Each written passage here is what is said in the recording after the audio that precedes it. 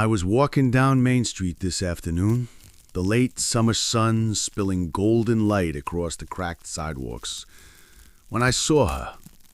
A woman in her 50s, maybe early 60s, hurrying with a brown paper bag tucked under her arm, her face tight with that particular New York urgency, like every second lost meant the part of her soul slipping away. For a moment, I just stopped, watched the sway of her steps, the way her hair caught the light, and without warning, it pulled me back to another time, back to when I was the one rushing, not on foot, but behind the wheel of a yellow cab that smelled of leather, cigarettes, and faint traces of every life that passed through it. Funny how the mind works. 65 years old now, my knees aching when I climb stairs, and still, the sight of a stranger can unravel the years like thread, taking me straight to my youths. I remember the first time I ever got into a cab as a boy. Brooklyn, 1960. My father had taken me into the city for the day, and the cabbie had this deep voice, raspy from smoke, the kind of voice that seemed carved from the streets themselves. The dashboard was cluttered with coins, matchbooks, a dog-eared paperback jammed between the seats.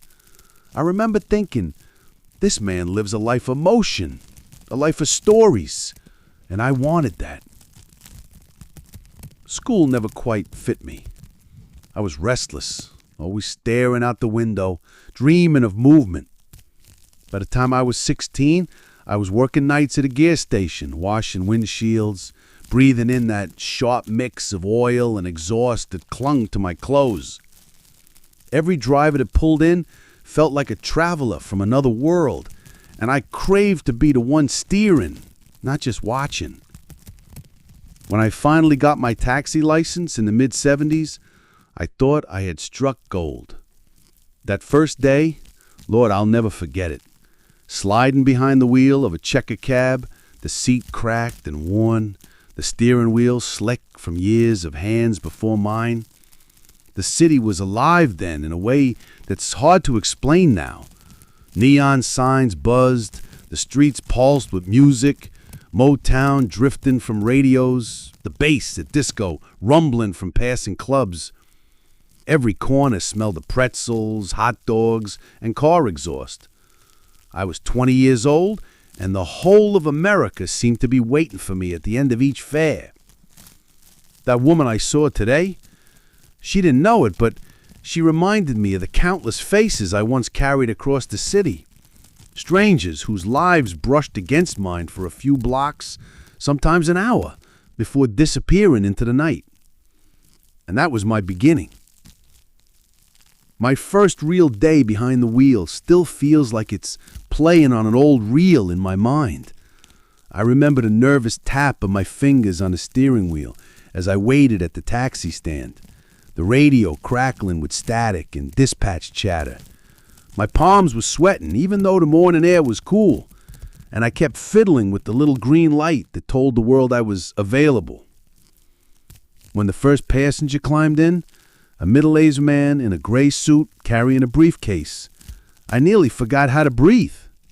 He gave me an address in Midtown, his voice brisk and patient. I remember stammering, yes, sir, like a kid on his first day of school. But then, something happened. Once I pulled away from the curb and merged into the flow of cars, my body remembered what it longed for all those years. The rhythm of traffic, the pulse of the city, the feeling that I wasn't just moving through the world. I was part of its movement. That cab became my confessional booth, my office, my stage. Some folks wanted silence, eyes glued to the window, the city reflected in their glassy stares. Others poured their lives out to me like I was a priest. I heard about divorces, promotions, no babies, broken hearts. Some cried quietly in the back seat. Some laughed too loud, the kind of laughter that comes only after too many drinks. The nights were different. Lord, the nights had a pulse of their own. picking up young couples outside smoky jazz bars in Harlem, the scent of perfume mixing with gin as they tumbled into the back seat, holding onto each other like the world might end.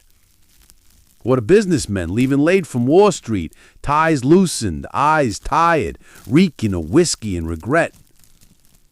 Sometimes the cab smelled of roses, sometimes of sweat and fear, always of life. There was a thrill to it, too. I knew the city like the veins on the back of my hand, the shortcuts, the back alleys, the spots where the cops didn't bother to patrol. Each ride was a gamble. A fare could mean $10 or a story I'd remember for decades. And there was always that edge. Would the night end with a good tip, a laugh, or a silence that hung heavy as smoke? I was 21, 22, and every day felt like it was feeding me pieces of America itself. The accents, the colors, the stories. It was as if my cab was a moving scrapbook of the country, one ride at a time. And though I didn't know it then, those years were shaping me, teaching me patience, resilience, and the strange comfort of being both part of people's lives and entirely separate from them. That woman I saw today, rushing by with a paper bag, her face reminded me of those passengers, ordinary yet extraordinary. Strangers who once trusted a young cabbie with nothing but their time and their destination. That was my education, my classroom. And it was only the beginning. If the cab itself was my classroom, then the other drivers were my brothers in arms, sometimes friends, sometimes rivals, always part of the same strange fraternity that only those behind the wheel could understand. We'd meet at diners between shifts, the kind with flickering neon signs and coffee that tasted like it had been burning on the pots in sunrise. Greasy eggs, bacon that snapped like paper, and toast so dry you needed half a tub of butter just to choke it down. But to us, it was heaven. Those diners were where we came alive, swapping stories like poker chips. There was Frankie, loud, Italian, always with a toothpick dangling from his mouth. He claimed he once drove Sinatra himself, though none of us ever believed him. Then there was Earl, older, with kind eyes and a slow drawl from Georgia. Earl was the type who never cursed, never rushed, and always ended up with the best tips somehow. I was the young one back then, the rookie. They'd tease me about how green I was, how I gripped the wheel too tight, how I still said sir and ma'am to every passenger. But over time, I earned my place. I learned how to cut through traffic like a scalpel, how to find fares when the city seemed bone dry, and how to keep calm when someone slammed a door too hard or tried to stiff me on the fare. But it wasn't all brotherhood. Rivalries ran deep. Cabbies could be territorial. God help you if you snatched a fare someone else had been eyeing. I remember one night outside a Broadway theater, Frankie nearly came to blows with another driver who slid in front of him to grab a wealthy couple. Horns blared, curses flew, and I just sat in my cab watching the neon reflections dance across their angry faces. The city didn't care. It never cared. It just kept moving. Still, there were moments of real loyalty, too. Once my engine died near Queens at 2 a.m. I thought I'd be stranded all night. But Earl, old, dependable Earl, drove half an hour out of his way just to give me a jump. "We take care of our own," he said, his hand warm and firm on my shoulder. I never forgot that. The friendships mattered because the job was lonely. Hours behind the wheel, alone with your thoughts, the radio crackling, the streets endless. You needed those diner conversations, those small moments of laughter and gripe to remind yourself you weren't just another ghost floating through the city. Of course, not all friendships lasted. There was betrayal, too. Cabbies who lied, who stole shifts, who undercut each other when times were lean. I learned the hard way that trust was a luxury.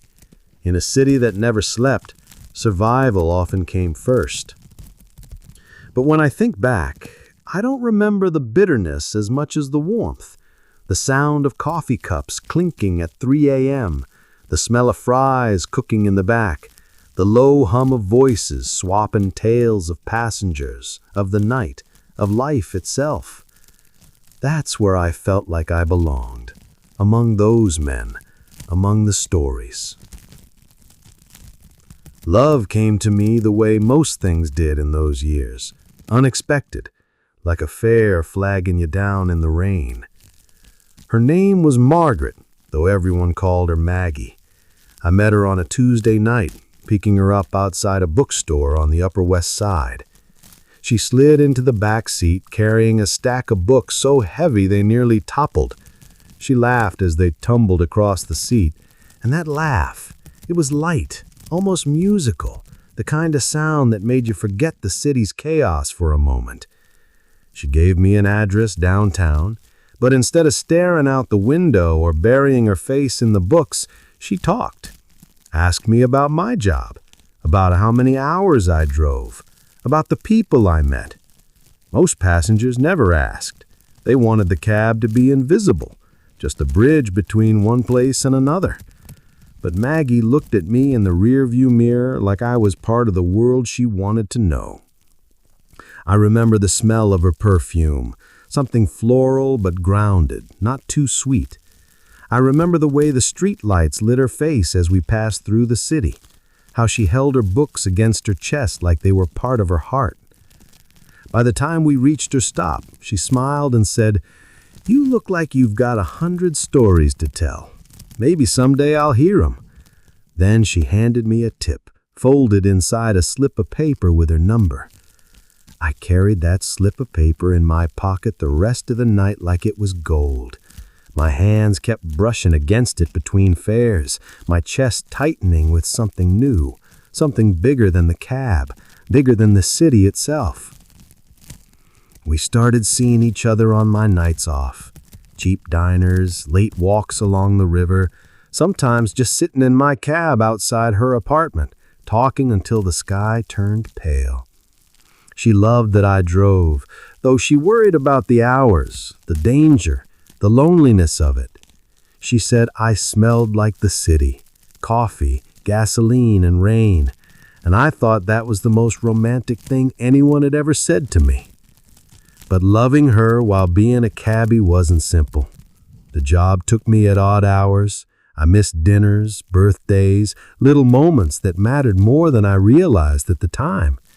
There were nights I came home bone-tired, smelling of sweat and exhaust, too drained to give her the attention she deserved. And yet she stayed. She said she loved the way I carried people's stories, the way I saw the city not just as streets and buildings, but as lives crossing each other in small, fleeting moments. I think that's what drew her to me. That, and maybe my stubbornness, my refusal to give up on a life that was never easy, but always full. When I think of Maggie now, I think of laughter spilling out of diners at midnight, of her hand brushing mine under a Formica table sticky with syrup. I think of the quiet rides when she sat beside me in the front seat, resting her head on my shoulder as the city glowed outside the windows.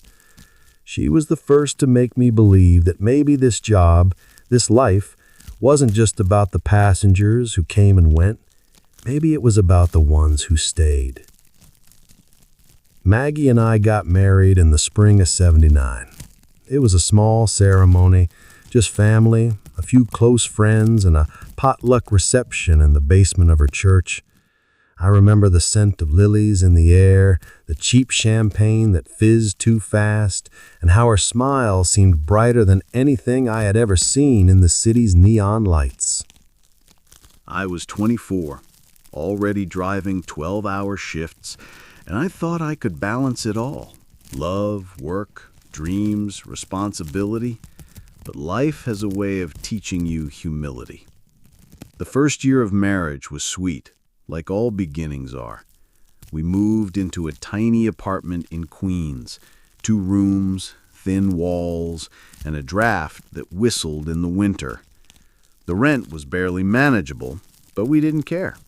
We had secondhand furniture, a mattress on the floor, and a kitchen that smelled like the garlic Maggie loved to cook with.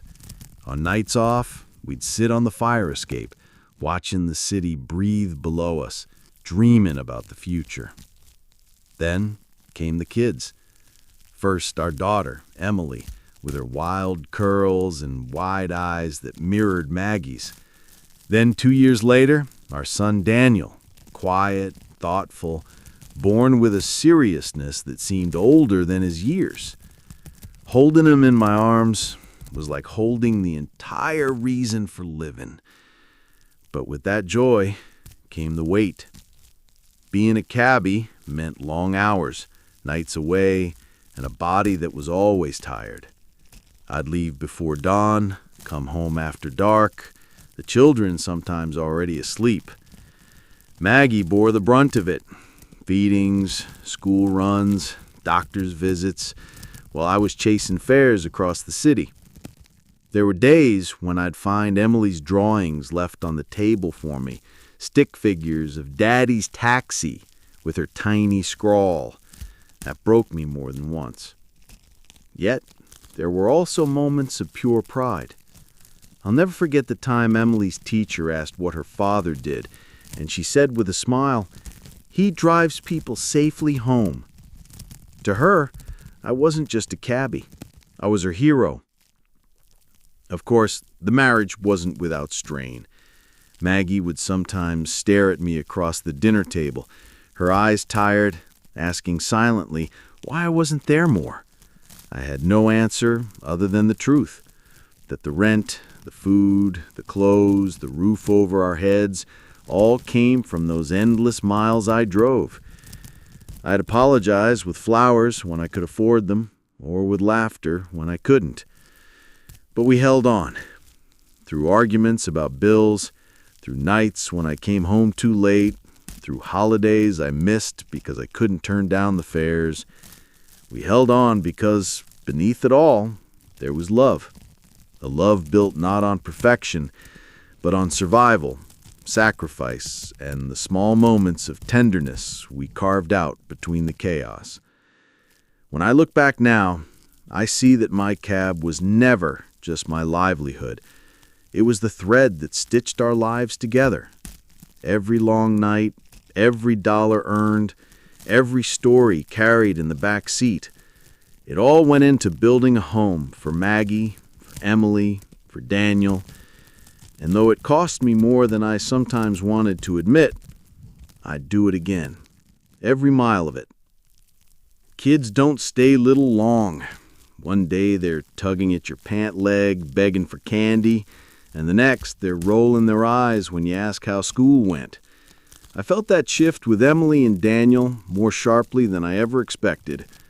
By the mid-'80s, Emily was in middle school, and Daniel was trailing behind her in grade school. They were bright, brighter than me, no doubt about it. Emily loved books, like her mother. She'd curl up on the couch, lost in stories, while I sat nearby, my body aching from another 14-hour shift, trying not to fall asleep before dinner. Daniel was different, quiet, methodical. He'd sit at the kitchen table, tinkering with toy cars, lining them up just so, like he was trying to make sense of the world piece by piece. At first, they thought my job was something to be proud of.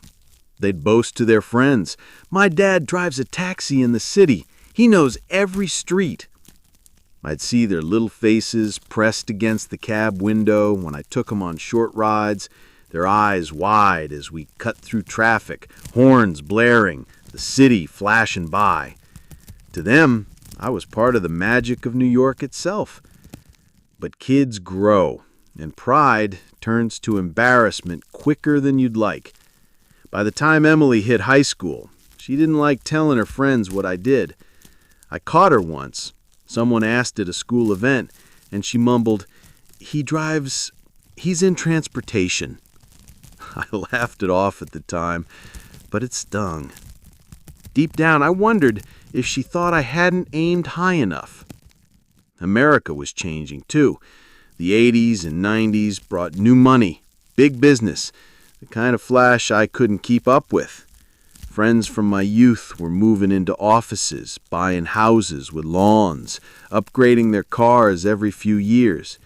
Meanwhile, I was still grinding it out behind the wheel, still coming home smelling of gasoline and city air, my body sore, my clothes carrying the weight of every stranger who'd sat in my back seat. But there were moments, sweet ones, that reminded me it was all worth it. I'll never forget the day I drove Emily to her college interview. She sat in the back seat, nervous, tapping her fingers against her skirt, and I realized it was the first time she'd seen me not just as her dad, but as a driver, someone guiding her somewhere important. She caught my eyes in the rearview mirror and whispered, "Thanks, Dad." Just 2 words, but they filled me like 1,000. Daniel, for his part, was always more forgiving. He'd stay up late waiting for me, asking about the passengers I'd had, listening wide-eyed as I told him about businessmen, artists, drunks, and dreamers. He once said, "Dad, you know more about people than anyone I've ever met." That stayed with me. Still, I felt the gap between who I was and who the world wanted me to be. The city was shifting beneath my wheels, technology creeping in, dispatch radios becoming digital, talk of computers and cars that would someday drive themselves. And there I was, clinging to the wheel, clinging to the only life I knew. I loved my children with all my heart, but I feared they'd see me as small, a man who never rose beyond the cab. That fear sat heavy in me, even as I pushed forward, mile after mile, for them, always for them. The 1990s were different, harder. The city had a pulse that beat faster, sharper, and sometimes meaner. Driving a cab then wasn't just about getting people from one corner to another. It was about survival. I remember the streets in those years. The graffiti still scrawled across brick walls, the smell of hot asphalt and street food mixing with the faint bite of garbage left too long in the summer heat. The radio never stopped crackling. Dispatchers barking orders, drivers swearing, everyone chasing the same scarce fares. And the competition, it was cutthroat. The brotherhood I once leaned on started to thin. Some of the old faces were gone. Earl retired. Frankie got caught up in debts he couldn't shake. A new breed of cabbies came in, younger, tougher, hungrier. They didn't care about the old diner rituals or the unwritten rules of respect. They'd steal a fare right out from under your headlights and not think twice. And the risks grew. Not just rivalries, but danger. Nights when the back seat carried men who whispered too low, shifting too much, making me wonder if I'd get paid or left empty. I had a knife pulled on me once, a kid, barely out of his teens, desperate, eyes wide with something between fear and anger. I gave him what little I had in my wallet, and he bolted, leaving the cab door swinging open in the cold. My hands shook the rest of the night, but I drove on, always drove on. Those were the years I learned not to trust too easily. One of the drivers I thought was a friend, Marty, stabbed me in the back. Not literally, but worse in some ways. He'd cover my shifts when I needed time off for family, or so I thought. Turns out, he was taking my best spots, building relationships with the regulars I'd spent years cultivating. I found out one night when a longtime fare flagged him instead of me, waving me off with a shrug. Betrayal doesn't just break trust, it hardens you. After that, I kept my circles small. At home, I tried to shield Maggie and the kids from all this. I'd walk through the door with a tired smile, trying not to let the shadows of the night cling to me. But Maggie could see it. She'd touch my arm gently at the table, her eyes asking questions I didn't always answer. Emily was in college by then, full of ambition, her world widening every day, while Daniel was finishing high school, already dreaming bigger than I ever had. I worried I was fading into the background of their lives. Just the tired father, the man in the yellow cab who came and went like the city itself. But still, when Daniel asked about my nights, I told him stories, softened ones, never the darker truths. And when Emily called home from school, Maggie would put me on the phone, and she'd ask, "How's the city tonight, Dad?" Like she wanted to hear that I was still part of something alive. The city was rougher, yes, but it was still my city. I couldn't imagine being anywhere else. The danger, the betrayal, the grind, it all became part of me, the cost of carving out a life one fare at a time. And though I didn't say it out loud back then, I started to feel the years catching me. My back ached more, my eyes strained at night. The cab, once a thrill, was beginning to feel like a weight. Still, I kept driving, because what else was there for a man like me, except the road?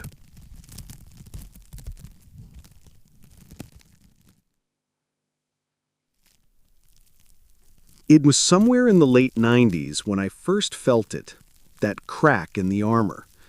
Up until then, I thought I could take anything the job threw at me. The long nights, the rough passengers, the endless grind of traffic. But the body has its way of reminding you it's not indestructible. One night, I was working a double shift, pushing through hour after hour because the bills were stacking higher than the tips. Around 3 a.m., I pulled into a quiet side street near Queens to catch my breath. My chest felt tight. Not sharp pain exactly, but a pressure that made me loosen my collar. My hands trembled against the steering wheel. For the first time, I thought, what if I don't make it home tonight? I didn't tell Maggie. I just drove slower that night, windows cracked, the cold air rushing in like a lifeline. The fear lingered long after, the quiet whisper of mortality that comes when you least expect it. The mornings became harder, too. Knees stiff, back sore, eyes gritty from too little sleep. I started needing more coffee just to stay upright. My cab, once a place of energy and discovery, began to feel more like a cage. Every dent in the seat seemed to echo the years I'd poured into it. I remember one night when I picked up a young man, maybe 20, fresh-faced, wearing a suit that still had the creases from the store. He sat in the back, tapping away on his new cell phone, barely looking up. When he finally did, he sighed and said, "Man, I don't know how anyone does this job their whole life." He didn't mean it cruelly, but it cut deep. He had no idea that I was that man, that I had given decades to these streets, that I had raised a family on the fares he dismissed as too small to matter. I dropped him off, sat there for a while with the meter off, staring at my own reflection in the rear view. My hair was graying, my face lined. I looked older than I felt inside, yet somehow more fragile too. At home, Maggie noticed. She urged me to see a doctor, to take fewer shifts. But the bills, the tuition, the endless costs of life, they didn't pause just because my body was tired. So I kept driving, hiding the winces, pretending I was still the man who once sped through the city with fire in his veins. The truth was I was afraid, not just of dying in the cab, but of what life looked like without it. Who was I if I wasn't a driver? The cab wasn't just my livelihood. It was my identity, my proof that I mattered in a city that swallows men whole. Those were the years when the doubt began to creep in. Not regret exactly, but the fear that I was running out of road. And I didn't know what waited at the end of it. By the time the new millennium rolled in, the city felt different. New glass towers climbing into the sky, new rhythms on the streets, and my kids no longer kids at all. Emily had graduated college and taken a job in publishing. She carried herself with a kind of quiet pride, the same spark Maggie had in her youth. When she walked into the apartment, her perfume filled the air, something floral and expensive, and I couldn't help but marvel that this woman, this grown woman, was once the little girl who drew taxis with crayons for me. Daniel had gone off to study engineering. He was the practical one, always building, tinkering, fixing. When he came home on weekends, he'd glance at my cab keys on the counter and say, "Dad, you ever think of retiring?"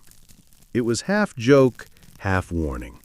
I laughed it off every time, but inside I wondered if he saw something in me I didn't want to face. With the kids grown, the apartment felt quieter. Maggie and I had space again, but it was different from the early days. The silence was heavier. We'd sit at the kitchen table after dinner, sipping tea, sometimes talking about the children, sometimes just sitting, listening to the hum of the refrigerator. She'd watch me with worried eyes when I rubbed my knees or stretched my stiff back.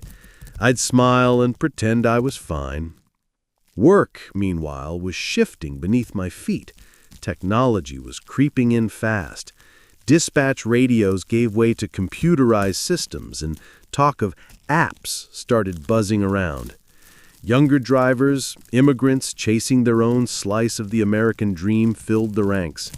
Some looked at me with respect, the old-timer who knew every street by heart. Others looked past me, like I was a relic, part of a city fading into memory.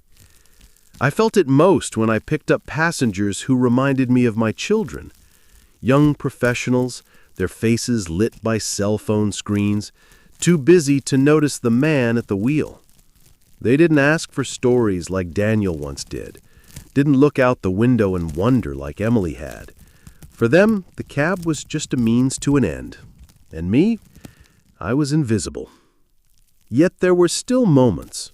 A woman late to the airport once grabbed my hand before she ran, thanking me with tears in her eyes for making her flight. An old man I drove to a hospital clasped my shoulder and whispered, "You're a good man."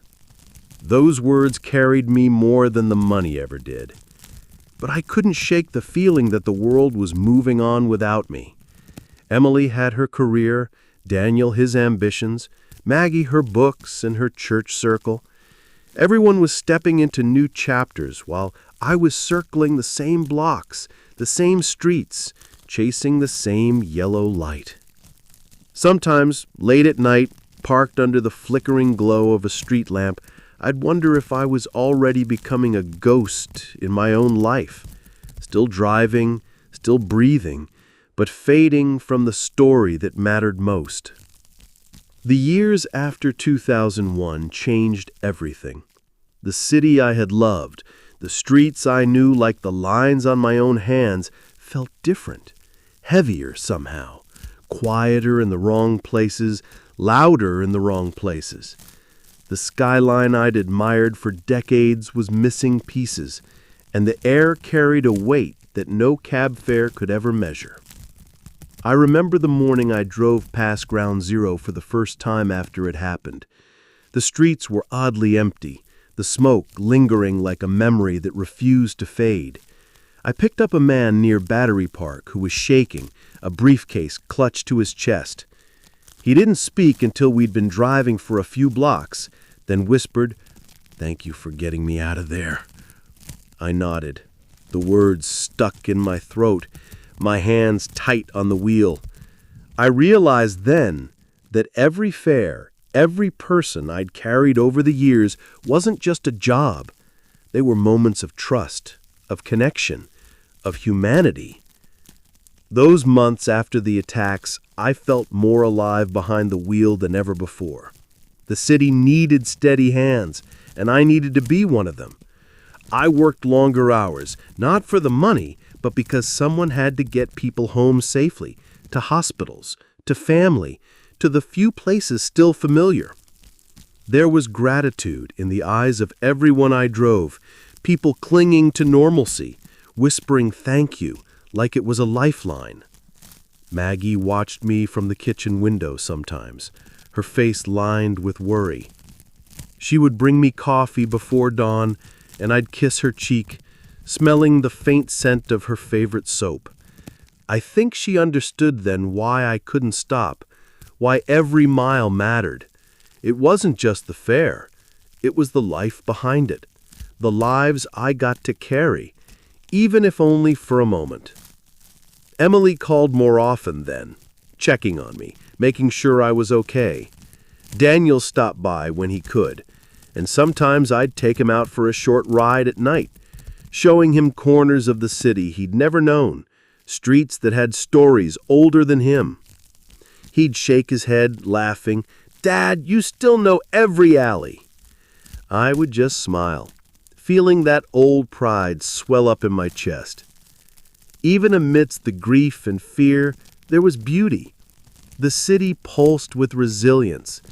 People clutched each other, strangers helped strangers, and every yellow cab became more than a car. It was a lifeline, a witness to sorrow, hope, and survival. For me, it reinforced something I'd always known deep down, that my years behind the wheel were not just work, they were a gift. I carried history in my cab. The hum of engines beneath me, stories of love, fear, joy, and loss vibrating through the seats. And even when the world felt like it was shifting beneath my hands, I knew I was still part of its rhythm. It was dangerous. It was exhausting. It was never easy. But it was mine. By the mid-2000s, I could no longer ignore the signs. My back ached in the mornings like I'd been carrying the city itself on my shoulders.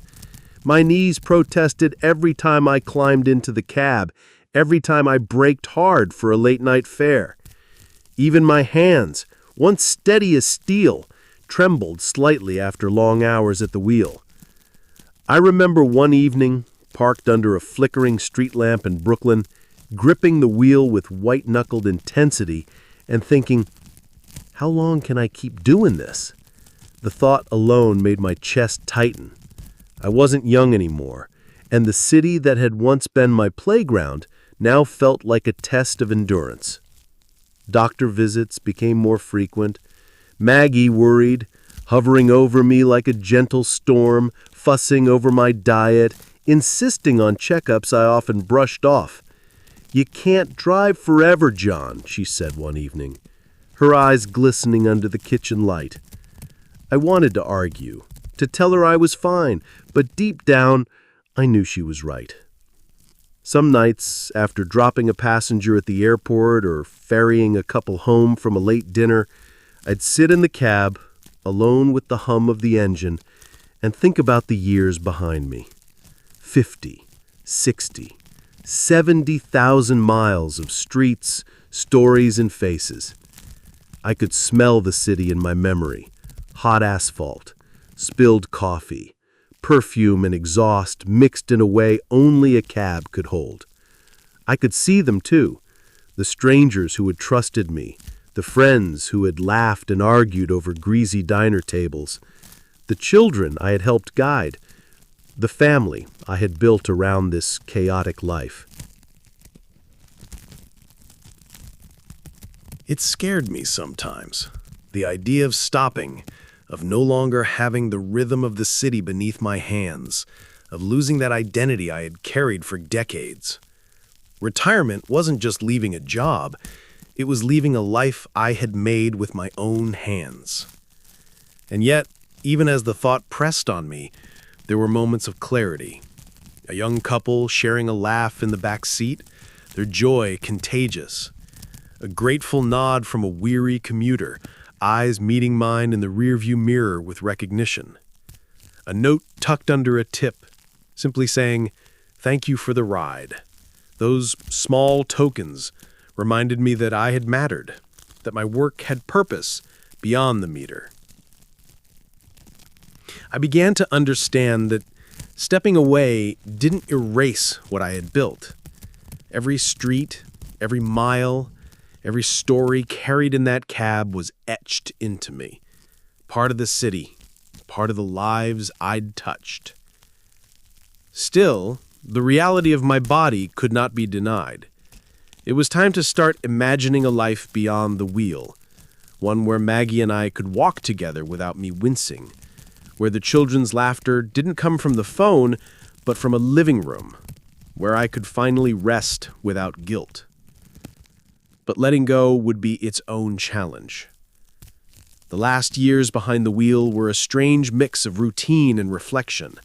Every fare felt heavier in meaning, every street corner a reminder of the decades I had poured into this life. I began to notice things I had once ignored. The way the neon signs flickered differently now. The subtle change in the smell of the streets after the city cleaned itself up. The way new buildings seemed to rise like monuments to time passing without waiting for anyone. I kept a small notebook in the cab, scribbling memories as they surfaced. A young mother clutching her baby in the back seat, whispering stories to calm him. A businessman late for a meeting, nervously apologizing for keeping me waiting, only to hand me a generous tip and a tired smile.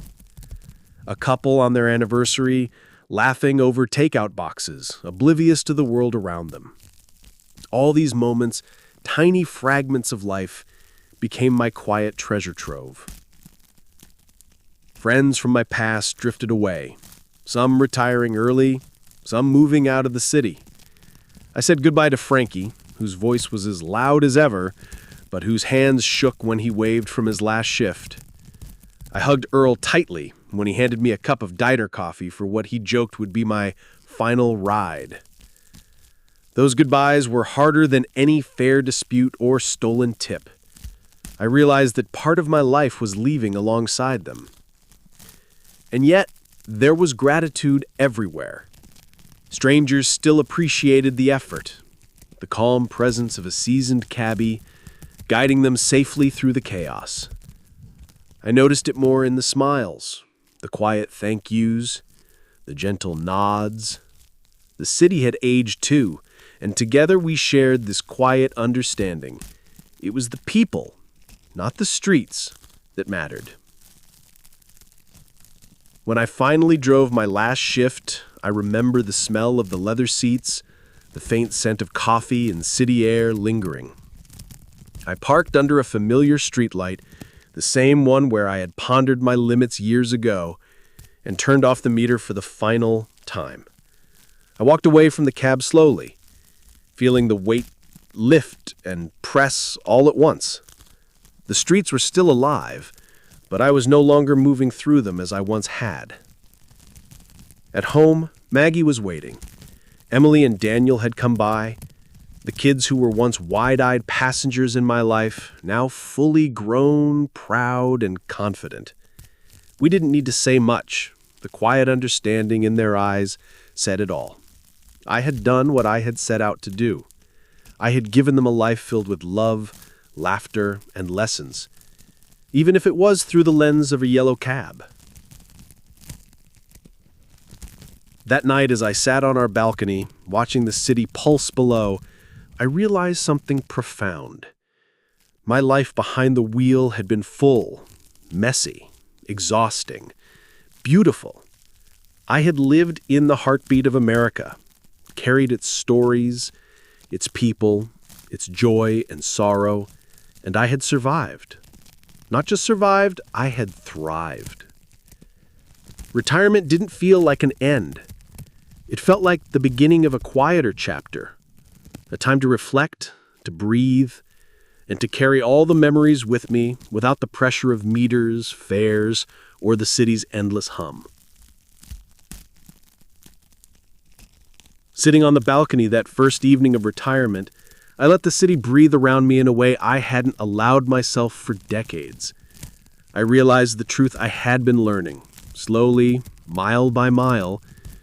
Being a cabbie wasn't just a job. It was a lens on life, a classroom, a stage where humanity unfolded in all its messy, beautiful ways. I thought about the countless strangers I had carried. Businessmen with briefcases, mothers with children, tourists with wide eyes, lovers arguing quietly in the back seat, old men whispering secrets they wouldn't tell anyone else. Each one left a mark, a fragment of their story that intertwined with mine. And through all those interactions, I began to see the lesson. Life is made of fleeting moments, and the kindness or attention you give, even for a short ride, can ripple far beyond your imagination. I remembered my mistakes too. The times I had been impatient, the fares I had misjudged, the nights I hadn't come home in time for my children. Regret was there, a quiet companion, but even it had value. It reminded me that life is imperfect, that growth comes from missteps, and that forgiveness of yourself and of others is one of the hardest and most essential rides we take.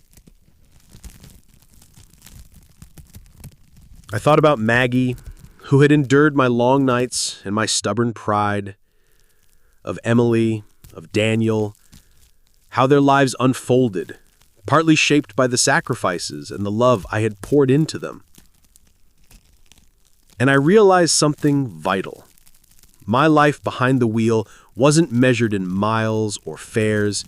It was measured in connection, in the stories I had witnessed, in the small acts of care that no one recorded, but everyone remembered. I closed my eyes and imagined all those streets, the hum of engines, the neon glow bouncing off wet asphalt, the late-night diners, the laughter, the arguments, the quiet tears of those who sat in my cab alone with their thoughts. All of it was mine. Every mile had shaped me. Every passenger had taught me something about patience, humility, and humanity. In that moment, I understood what true fulfillment meant.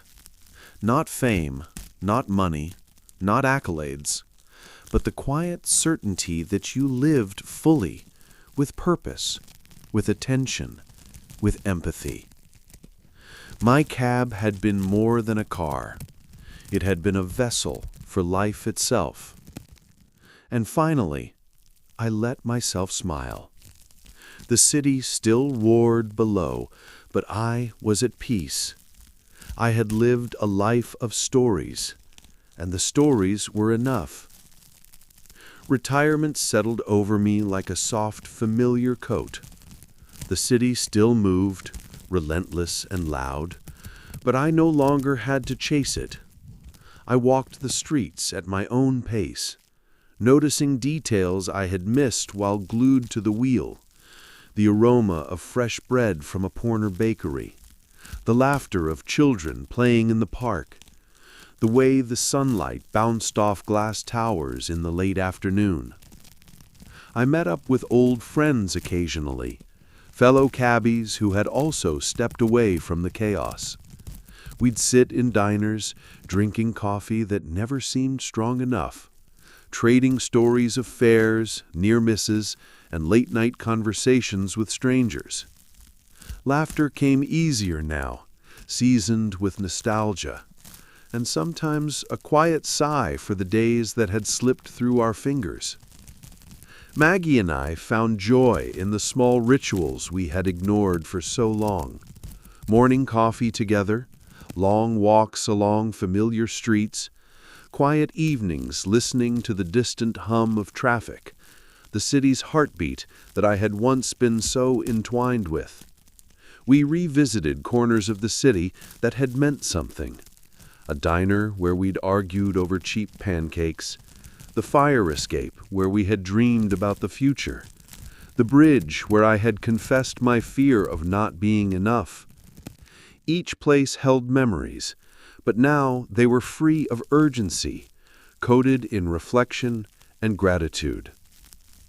I also began to record stories, small anecdotes, tiny moments from my years behind the wheel. The passengers who had left me with laughter or quiet wisdom, the children who had once clutched my fingers in the back seat, the nights of snow and rain when the city felt like a living, breathing organism. I realized these stories weren't just for me, they were a gift, a way to share the pulse of a life that had been anything but ordinary. Sometimes I drove again, but only for pleasure, to feel the wheel in my hands, the streets beneath me, without the pressure of fares or schedules. It was a different sensation, free, unhurried, reflective. I could stop wherever I liked, breathe in the city, remember the faces, the voices, the fleeting moments that had once defined my days. In these quiet hours, I understood the depth of my life.